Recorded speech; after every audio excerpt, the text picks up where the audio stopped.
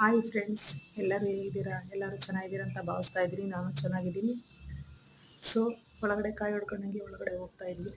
ಎದುರುಗಡೆ ಒಂದು ಧ್ವಜಸ್ತಂಭ ಕಲ್ಲಿದ್ದು, ಹಾಗೆ ಅದಕ್ಕೂ ನಮಸ್ಕಾರ ಪ್ರದಕ್ಷಿಣೆ ಹಾಕೊಂಡು ಒಳಗಡೆ ಹೋದ್ವಿ. ದ್ವಾರಬಾಗ್ಲಲ್ಲಿ ಒಂದು ಪುಟಾಣಿ ಪಾಪು ಇತ್ತು. ಒಳಗಡೆ ಹೋಗ್ತಾ ಹೋಗ್ತಾ ತುಂಬ ಕತ್ಲೆನೇ ಇತ್ತು. ಎದುರುಗಡೆ ಒಂದು ಆಂಜನೇಯಂದು ಶಿಲೆ ಇತ್ತು. ನಮಸ್ಕಾರ ಮಾಡ್ಕೊಂಡು ಬೋರ್ಡ್ ಬೇರೆ ಹಾಕಿದ್ರು.